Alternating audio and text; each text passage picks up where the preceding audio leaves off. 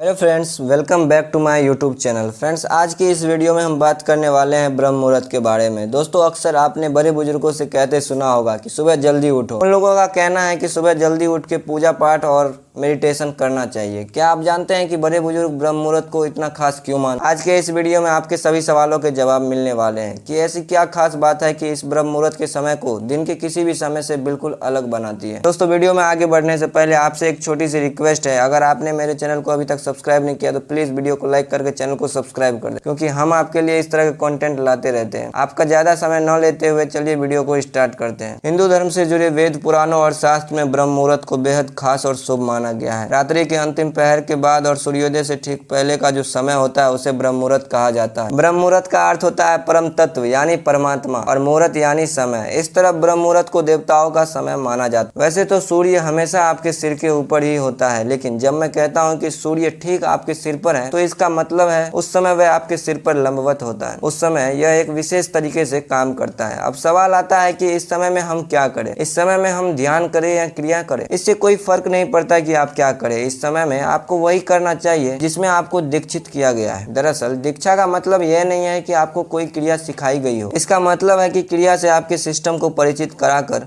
आपके सिस्टम में इस बाकायदा स्थापित किया गया। अगर आपके सिस्टम में एक जीवंत बीज पड़ चुका है और अगर आप ब्रह्म मुहूर्त में जागकर कोई भी अभ्यास करने बैठते हैं तो यह बीज आपको सबसे ज्यादा फल देगा। उसकी वजह है कि इस समय धरती आपके सिस्टम के अनुसार काम करती है। अगर आप खास तरीके से जागरूक हो जाते हैं, आपके भीतर एक खास स्तर की जागरूकता आ जाती है, तो आपको इस समय का सहज रूप से एहसास हो जाता है। अगर आप सही वक्त पर सोने चले जाते हैं तो आपको उठने के लिए घड़ी देखने की जरूरत नहीं पड़ेगी। आपको हमेशा पता चल जाएगा कि कब 3:40 का वक्त हो गया है, क्योंकि वह वक्त होते ही आपका शरीर एक अलग तरीके से व्यवहार करने लगेगा। 24 घंटे में 30 मुहूर्त होते हैं। ब्रह्म मुहूर्त रात्रि का चौथा पहर होता है। सूर्योदय के पूर्व के पहर में 2 मुहूर्त होते हैं। उनमें से पहले मुहूर्त को ब्रह्म मुहूर्त कहा जाता है। दिन और रात का 30वां भाग ब्रह्म मुहूर्त कहलाता है, अर्थात 2 घड़ी यानी 48 मिनट का कालखंड ब्रह्म मुहूर्त कहलाता है। ब्रह्म मुहूर्त यूनिवर्स का टाइम है। ये सूर्य उदय के 1 घंटा 36 मिनट पहले का समय होता है। ब्रह्म मुहूर्त का समय प्रत्येक दिन बदलते रहता है। अगर सूर्योदय 6 बजे है तो ब्रह्म मुहूर्त 4:24 पर शुरू हो जाएगा। इस समय आप जो भी सोचेंगे आप उसी तरह होते चले जाते हैं। इस समय आप यूनिवर्स से भी जो भी मांगेंगे आपको वो सब यूनिवर्स ला के देता है। पौराणिक मान्यताओं के अनुसार पुरातन काल में ऋषि मुनि ईश्वर का ध्यान लगाने के लिए इस समय को सर्वश्रेष्ठ मानते थे।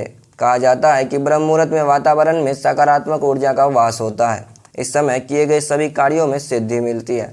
शास्त्रों के अनुसार हनुमान जी जब लंका गए थे तब उन्होंने ब्रह्म मुहूर्त में ही अशोक वाटिका में जाकर सीता जी से मुलाकात की थी। इस समय प्राकृतिक वातावरण भी अनुकूल होता है। पक्षी चहकते रहते हैं, कमल के फूल खिल उठते हैं। इसलिए कहा जाता है कि इस मुहूर्त में जगने से शरीर में सकारात्मक ऊर्जा का वास होता है। ब्रह्म मुहूर्त से दिनचर्या शुरू करने से पूरा दिन अच्छा होता है और सभी काम समय पर हो जाते हैं। पढ़ाई के लिए इस समय को सबसे अच्छा माना जाता है, क्योंकि रात भर सोकर जब हम उठते हैं तो दिमाग शांत रहता है। ब्रह्म मुहूर्त में ज़्यादा शोर शराबा भी नहीं होता है, इसलिए एकाग्रता बनी रहती है और अच्छे से पढ़ाई भी हो पाती है। ब्रह्म मुहूर्त में चिंतन करने से सफलता जरूर प्राप्त होती है। दोस्तों, बहुत से लोगों के मन में ये सवाल होता है कि ब्रह्म मुहूर्त में क्या करें। ब्रह्म मुहूर्त में कुछ ऐसे ही काम करें जैसे ध्यान, प्रार्थना और अध्ययन। वैदिक रीति से की गई संध्या वंदना सबसे उचित होती है। उसके बाद ध्यान, फिर और प्रार्थना। विद्यार्थी वर्ग को संध्या वंदना के बाद अध्ययन करना चाहिए। अध्ययन के लिए यह समय सबसे उत्तम माना जाता है। ब्रह्म मुहूर्त में क्या ना करें। मन में नकारात्मक विचार, किसी से बहस करना या किसी दूसरे आदमी से वार्तालाप या संभोग क्रियाएं, ज़्यादा नींद नहीं लेना चाहिए। कभी भी ब्रह्म मुहूर्त में भोजन नहीं करना चाहिए या फिर कहीं आप यात्रा ना करें। किसी भी प्रकार का शोर आदि से दूर रहें। यह देखा गया है कि बहुत से लोग इस समय जोर जोर से बातें करते हैं, जो कि यह अनुचित है। इससे वे खुद को और दूसरों को संकट में डाल देंगे। विद्वान मनुष्य को चाहिए कि वे ऐसे लोगों से दूर रहे। इस समय संपूर्ण वातावरण शांतिमय और निर्मल होता है। देवी देवता इस काल में विचरण कर रहे होते हैं। तत्व गुणों की प्रधानता रहती है। मंदिरों के पट भी ब्रह्म मुहूर्त में खोल दिए जाते हैं तथा भगवान का श्रृंगार व पूजन भी ब्रह्म मुहूर्त में किए जाने का विधान है।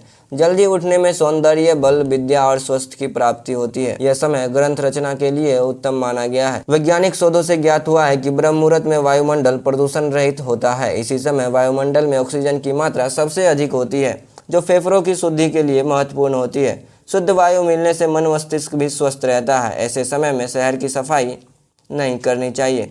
आयुर्वेद के अनुसार इस समय बहने वाली वायु को अमृत तुल्य कहा गया है। ब्रह्म मुहूर्त में उठकर टहलने से शरीर में संजीवनी शक्ति का संचार होता है। यह समय अध्ययन के लिए भी सर्वोत्तम बताया गया है, क्योंकि रात को आराम करने के बाद जब आप सुबह उठते हैं तो शरीर तथा मस्तिष्क में भी फुर्ती व ताजगी बनी रहती है।